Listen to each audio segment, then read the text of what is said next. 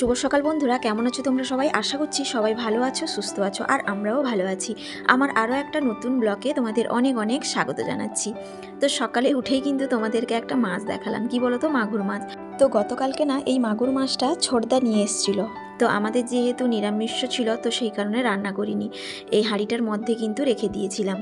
তো দাদা কিন্তু মাছের সঙ্গে ওই যে খামা আলু দেখতে পাচ্ছ সামনে, ওইটাও নিয়ে এসেছিলো। ওইটা না ওই দাদার শ্বশুরবাড়িতে দিয়েছিল, ওটাও নিয়ে এসছে। আর মাঝে মধ্যে কিন্তু মাছ এটা সেটা নিয়েও আসে। তো প্রথমে কিন্তু ঘরদোরটা ঝাড় দিয়ে তারপরে এখানে মাছটা কাটতে চলে এসেছি। মাছ কাটার আগে ভাবলাম কিছু আনাজ করে রেখে দিই, কারণ চান করে আসার পর না মাছ কাটতেও ভালো লাগে না। তো সেই কারণে মাছটা যেহেতু আছে, তো তার জন্য ভাবলাম যে মাছটা আগে কেটে নিই আর কিছু আনাজও করে নিই, দিলে কিন্তু চান করে এসে রান্নাটা বসিয়ে দিব। আর মাছ কাটলে কি বলো তো, আষ্টে গন্ধও করে। তো সেই কারণে কিন্তু মাছটা যদি টাটকা থাকে বা চলে আসে বাজার থেকে চান করার আগে, তখন কিন্তু কেটে নিই। তো যাই হোক, তারপর এখানে কিন্তু আমি পেঁয়াজ আর রসুনটা কেটে নিলাম। আর যেহেতু আদা ফ্রিজে পেস্ট করে রেখে দিই, তো সেই কারণে আর আদাটা কাটলাম না। আর রসুনগুলো না বেশ বড় বড়, জানো তো, ওই কয়েকদিন আগে বড়দা বাজার করে দিয়ে গেছিলো। রসুনগুলো না একেবারে পেঁয়াজের মতো বলতে গেলে, মানে ছোট যে পেঁয়াজগুলো হয় সেই রকমই রসুনগুলো। তো রান্না করার সময় বেশ সুবিধেও হয়, কারণ বড় রসুন হলে না এক দুটো দিলেই কিন্তু হয়ে যায়, আমাদের ছোট ফ্যামিলি যেহেতু, তো সেই কারণে। তো যাই হোক, তারপরে ওই খামালু যে দাদা নিয়ে এসেছিলো, ওইটাও হাফটা মতো কেটে ছোট ছোট পিস করে নিয়েছি আলুর মতো। কিছুটা আলু দেবো আর কিছুটা খামালু দেবো। এই খামালু দিয়ে না মাগুর মাছের ঝোল করলে কিন্তু বেশ ভালোই লাগে। তো যাই হোক, এখন মাগুর মাছটা কেটে নিচ্ছি। আর মাগুর মাছটা না আমি লবণ একটুখানি দিয়ে ঢাকা চাপা দিয়ে রেখেছিলাম, কারণ সত্যি কথা বলতে গিয়ে আমার মাছ কাটতে তো ভীষণ অসুবিধে হয়। তার উপরে এই মাছগুলোর কাঁটা যদি একটুখানি লেগে যায় না, তখন কিন্তু একেবারে অবস্থা খারাপ হয়ে যাবে। তো সাবধানে কিন্তু কাটতেও হচ্ছে। আর স্লিপ করছে, জানো তো, প্রচুর পরিমাণে। আর কি বলো তো, ওই লবণ দিয়েছিলাম বলে মাছটা মারাও গেছে, তার জন্য একটুখানি ভয়ও কম আছে যদিও, তবুও কাঁটাগুলো ফুঁড়ে গেলে না অনেকটা সমস্যাও হয়। আর এমনিতে মাছ কাটতে আমার তো ভীষণ অসুবিধে হয়। আর সত্যি কথা বলতে গিয়ে আগে তো সেরকম মাছ কাটতামই না, দিদিরা কিন্তু কেটে দিত, আমি শুধু রান্নাটাই করতাম। তো এখন যেহেতু একার সবার ফ্যামিলি হয়ে গেছে, তো তার জন্য তো এগুলো করতেই হবে, না বললেও হবে না, বাইরের লোক তো আর এসে করে দিয়ে যাবে না। তো সেই কারণে বাধ্য হয়ে মাছটা কাটতেও হচ্ছে। তো যাই হোক, প্রচুর পরিমাণে কিন্তু মাছটা স্লিপ করছে, কাটতেও না ভীষণ অসুবিধে হচ্ছে। তো যাই হোক, অনেক কষ্টে কিন্তু মাছটা কাটলাম। আর এগুলো এখন ধুয়ে ভালো করে পরিষ্কার করে রেখে দেবো, চান করে এসে পুজো করে তারপরে রান্না করব।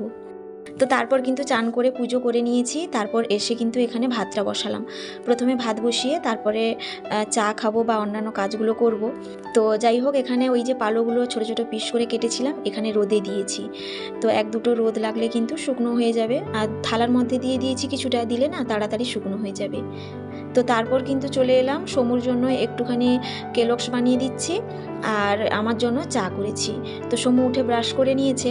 তো তারপর এই যে সামনে ওকে একটু দিয়েছিলাম, আর তার বাবা পড়তেও বসিয়েছে। আর একটুখানি মাথাটা গরম হয়ে গেছিলো, তার জন্য একটুখানি ফেলেও দিয়েছে। তো যাই হোক, বাচ্চাকে অনেক রকমের কথা বুঝিয়ে তারপরে কিন্তু খাওয়াতে হয়। তো তারপর আমিও চা খেয়ে রান্নাঘরে চলে এলাম। এখানে মাছের না টক একপাশে বাটিতে বসিয়েছি, মানে এখানে ভেজে টকটা তুলে দিয়েছিলাম। আর তারপরে এখানে মাগুর মাছটা হালকা করে ভেজে নিচ্ছি, আর কিছুটা নোনা মাছ ছিল সেটাও ভেজে নিচ্ছি।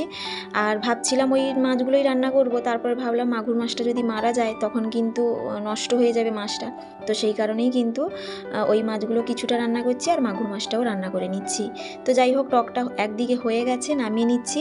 আর ওইদিকে মাছগুলো ভেজেও নামিয়ে নিয়েছি। তারপর আলু কয়েকটা ভেজেছি, আলু অল্প করে দিয়েছি, যেহেতু খামালু আছে তো সেই কারণে অল্প করে আলু দিয়েছি। তো এই যে টকটা দেখতেই পাচ্ছ। তো তারপর কিন্তু এখানে মশলা কষিয়ে নিচ্ছি ভালো করে। তো মশলাটা কিছুটা কষানো হয়ে যাওয়ার পর তারপর আমি খামালু দিয়ে দিলাম। আমার মা বলতো খামালু নাকি আগে ভাজতে নেই বা সেদ্ধ করতে নেই, তখন কিন্তু রান্নাতে ঠিকঠাক সেদ্ধ হয় না। মানে যা করবে একবারই কিন্তু করে নেবে, দ্বিতীয়বার যখন রান্না করতে যাবে তখন কিন্তু সমস্যা হয়। তো সেই কারণে খামালুটা কিন্তু আমি কাঁচা অবস্থায় মশলার মধ্যে দিয়ে ভালো করে কষিয়ে নেওয়ার পর একটুখানি তারপর আলু আর মাছটাও দিয়ে ভালো করে কষিয়ে নিচ্ছি, দিলে ওর আঁশটে গন্ধটাও চলে যায়। তো সেই কারণে মশলার সঙ্গে সব রকম সবজি মাছ ভালো করে কষিয়ে তারপরে জল দিয়ে দিয়েছি। তো তো এই যে দেখতেই পাচ্ছ একেবারে ঘন ঘন হয়েছে। আর কি বলো তো, খামালুটা দিয়েছি বলে সেরকম কালারও আসেনি, কারণ খামালু দিলে না সেরকম কালার ঠিকঠাক আসে না, তবু হালকা কালার এসছে। আর খামালুগুলো দেখলাম সেদ্ধও সুন্দর হয়ে গেছে জানো তো, যেহেতু একবারই কষিয়ে রান্না করেছি তো সেই কারণে খামালুগুলো একেবারে সেদ্ধ হয়ে গেছে, দেখতেই পাচ্ছ ভীষণ সুন্দর সেদ্ধ হয়েছে। তো এই যে রান্নাবান্না কমপ্লিট এখন দেখতেই পাচ্ছ, আর আমি কিন্তু এখন ডিউটিতেও চলে যাব। তো বন্ধুরা এখন হচ্ছে বিকেলবেলায়, তো এসে কিন্তু চান করে তারপর ভাত তরকারিটা গরম করতে বসিয়েছি। তো যেহেতু দেরি করে আসি তো তার জন্য ঠান্ডা হয়ে যায়, ভাতটা খেতেও ভালো লাগে না, তো সেই কারণে ভাত তরকারি গরম করতে বসিয়েছি। তারপরে ভাবলাম ঘরটা এরই মধ্যে ঝাড় দিয়ে দিই, দিলে ওই দিকে আমার ভাত তরকারিটা গরম হতে হতে এদিকে আমার একটা কাজ এগোনো থাকবে, দিলে একটু রেস্ট ভালোভাবে পাবো, বেকার বসে থেকে তো লাভ নেই। তো সেই কারণে কিন্তু আমি ঘরটা ভালো করে ঝাড় দিয়ে দিলাম। তো তারপর কিন্তু খাওয়া দাওয়া শেষ করে চলে এলাম এই মুড়িগুলো চেলে নেওয়ার জন্য। তোমাদের দাদাভাই কালকে 2 প্যাকেট মুড়ি নিয়ে এসছে, মানে 2 কেজি।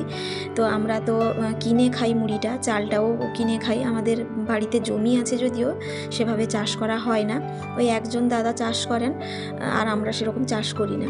তো সেই কারণে চাল হোক মুড়ি হোক সব কিছুই কিন্তু কিনে খেতে হয়। তো যাই হোক, তোমাদের দাদাভাই কালকে নিয়ে এসেছিলো, আর মুড়িগুলো না চেলে রাখলে খেতেও সেরকম ভালো লাগে না, আর মুড়িটা যদি এমনি থেকেও যায় না সেঁতলে যেতে পারে। তো সেই কারণে তাড়াতাড়ি করে আমি মুড়িটা ভালো করে চেলে ভরে নিচ্ছি। আর এই মুড়ির মধ্যে সেরকম বেশি নোংরা থাকে না, শুধুমাত্র ওই ছোট ছোট মুড়িগুলো থাকে, চাল কিছুটা থেকে যায়, তারপর ধুলোগুলো থাকে, সেই কারণে না চেলে খাই, না হলে ভালো লাগে না খেতে। তো যাই হোক, একটা টিনের মধ্যে কিন্তু ভালো করে মুড়িটা ভরে নিয়েছি। তো ওইটাতে ধরলো না, তার জন্য ছোট টিনের মধ্যে ভরে নিচ্ছি। আর ভরার সময় দেখতেই পাচ্ছ আমি কিন্তু ওই মিক্সির যে খাপ হয় ওইটা দিয়ে ভালো করে ভরে নিলাম, দিলে না সুবিধে হয়। আগে না মুড়ি ভরার সময় প্রচুর অসুবিধে হতো, তো যবে থেকে এই বুদ্ধিটা কাজে লাগিয়েছি তবে থেকে কিন্তু বেশ সুবিধে হয়। আর এই যে মুড়িগুলো দেখতে পাচ্ছ এগুলো না পাখিকে দিয়ে দিব, দিলে ওরা এসে খাবে। পাখিকে যখন তখন বিস্কিট মুড়ি এগুলো দিয়ে থাকি, তো বেশ ভালোই লাগে, এসে খায় যে।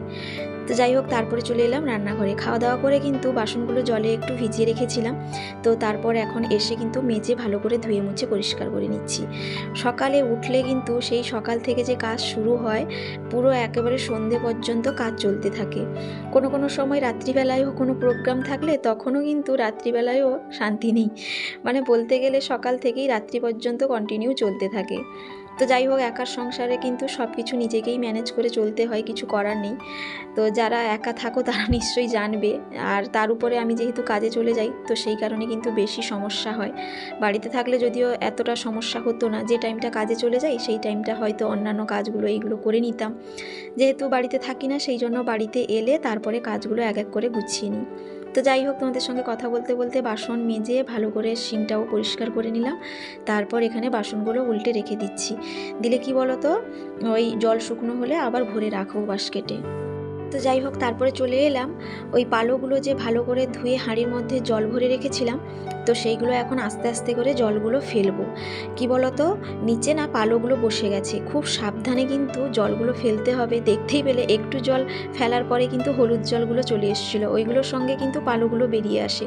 খুব সাবধানে আস্তে আস্তে করে কিন্তু সাদা জলগুলোকে বের করতে হচ্ছে, দিলে পালোগুলো নিচে থেকে তোলা যাবে। আর আমি যদি তাড়াহুড়ো করে ফেলে দিই জলটা তাহলে কিন্তু পালোগুলো বেরিয়ে আসবে। আর আমি এইখানে জলগুলো ফেলছি বলে সময় এদিক সেদিক যাচ্ছে, বলছে কি মামা আমাকে একটু দাও না, আমি জলগুলো ফেলবো। ও তো ফেলতে পারবে না যেহেতু বড় বড় হাঁড়ি, তো সেই কারণে না বললাম। তো এই যে দেখতেই পাচ্ছ কিছুটা জল ফেলেছি, আবার সাবধানে কিন্তু একটুখানি জলগুলো নিচে বসে গেলে তারপরে আবার জলগুলো ফেলবো। তো এই যে অনেকটা জল ফেলে দিয়েছি, হলুদ জলগুলো কিন্তু ওই হাঁড়ির মধ্যে বড় গামলার মধ্যে রেখেছি, আর ওই দিকে যে লাল গামলার মধ্যে পালোটা আছে ওটা আবার ধুয়েও রাখবো। তো এই যে দেখতে পাচ্ছ হাঁড়িগুলো থেকে জল সাবধানে ফেলার পরে কিন্তু আমি এখানে ঘরের মধ্যে হাঁড়িগুলো নিয়ে এসেছি, এই পালোগুলো কিন্তু একটা গামলার মধ্যে তুলে রাখবো। এটাকে আবার 3-4 বার জল করে আস্তে আস্তে ধুতেও হবে। তো যাই হোক, এখানে পালোগুলো তুলে নিচ্ছি, দেখতেই পাচ্ছ এই গামলার মধ্যে আগে পালোটা রেখেছিলাম, তো সেই কারণে আমি এইটার মধ্যে পালোগুলো তুলে নিচ্ছি, দিলে আর নষ্ট হবে না পালোটা। তো সেই কারণে আর অনেক পালো পড়েছে দেখতেই পাচ্ছ। আসলে এবার না অনেকগুলো বালতি, মানে কম করে 3 বালতি বালতি মতো পালো পেস্ট করেছিলাম। তো সেই কারণে কিন্তু হাঁড়ির মধ্যে মানে দুটো হাঁড়ি তারপর ওই বালতিতে অনেকগুলো পালো পড়েছে। তো যাই হোক সবগুলো পালো কিন্তু এইটার মধ্যে ঢেলে রাখবো। আর এটাকে আবার 3-4 বার ধুয়ে ধুয়ে সাদা পালো তৈরি করতে হবে, মানে যেহেতু হলুদ আছে তো সেই কারণে ভালো করে ধুয়ে পরিষ্কার করতে হবে। আর ওদিকে সোম প্রচণ্ড পরিমাণে বিরক্ত করিয়েছিল, ও তো বারবারই বলছে আমি হাত দেবো আমি হাত দেবো, তোকে দেওয়া হয়নি বলে এদিক সেদিক দৌড়োদৌড়ি করছিল। তো তারপর তোমাদের দাদাভাই ওকে নিয়ে গেল হাত পাটা ধুয়ে দেবে গরম জল করে।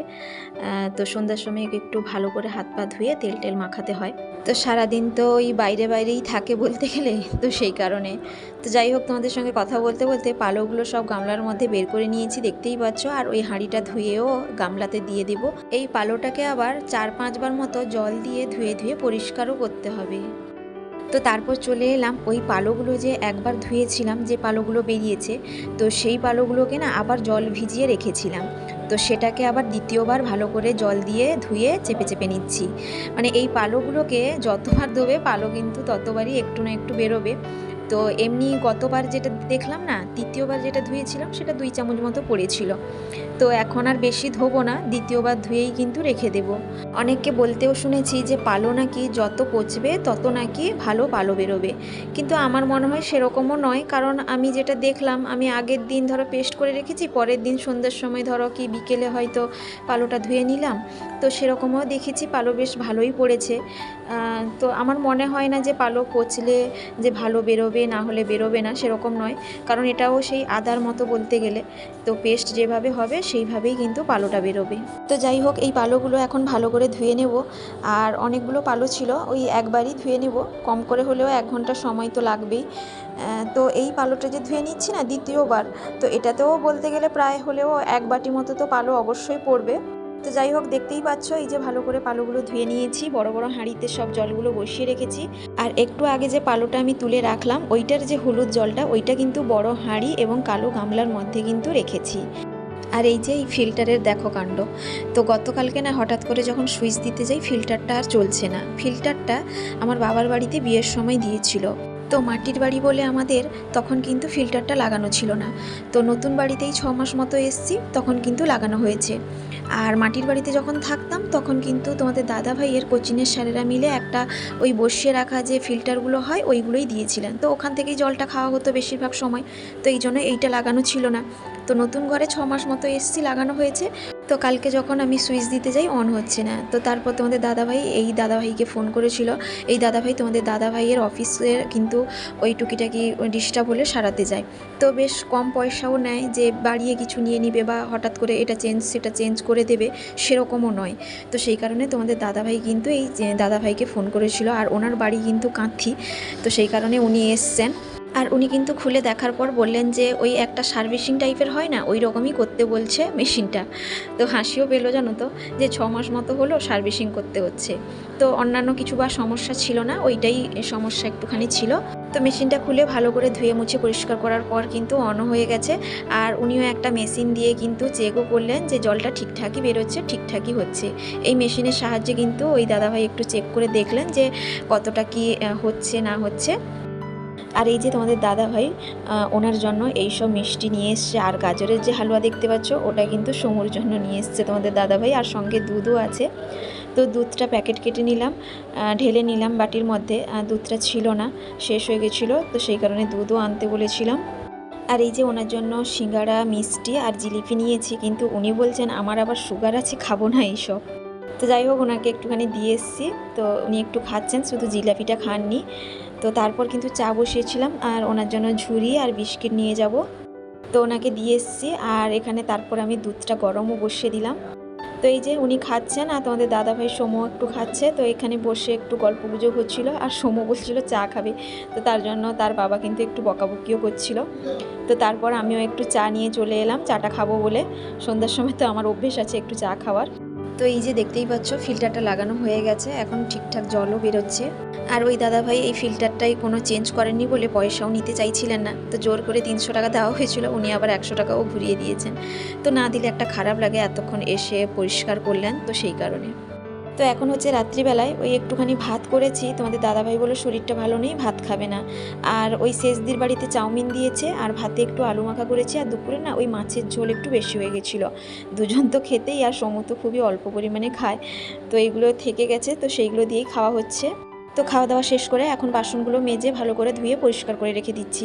কি বলতো, এমনিতে এঁঠো বাসন কিন্তু রাত্রে ফেলে রাখা একেবারেই উচিত নয়। আর তার উপরে আমি যেহেতু কাজে যাই, তো সকালে কিন্তু বাসন ধোয়া একেবারে আমার পক্ষে সম্ভবও হয় না। সকালে উঠেই বাড়ির টুকিটাকি কিছু কাজ করে রান্না করে আবার ডিউটিতেও চলে যেতে হয়, তো সেই কারণে না আর এক্সট্রা এইসব কাজগুলো ফেলে রাখি না। এমনিতে সংসারেরও অমঙ্গল হয়, তো সেই কারণে মেজে ভালো করে ধুয়ে মুছে পরিষ্কার করে রেখে দিই। তো যাই হোক, বাসনগুলো মেজে নেওয়ার পর এখানেও সিঙ্কটা ভালো করে মেজে ঘষে পরিষ্কার করে নিলাম, তারপর একটুখানি মুছিও নিলাম। রাত্রিবেলা একটু ক্লিন করে রাখলে না সকালে উঠলে ফ্রেশ লাগে জিনিসগুলো, তো বেশ ভালোই লাগে। যাই হোক, এখন বাসনগুলো উল্টে রেখে দিচ্ছি, জলগুলো শুকনো হলে সকালে বাস্কেটে ভরে রেখে দেবো। তো যাই হোক বন্ধুরা, আজকের মতো ব্লগটা এখানে শেষ করছি। কেমন লাগলো জানাতে কিন্তু ভুলো না। তো সবাই ভালো থাকবে, সুস্থ থাকবে, আবারও দেখা হবে।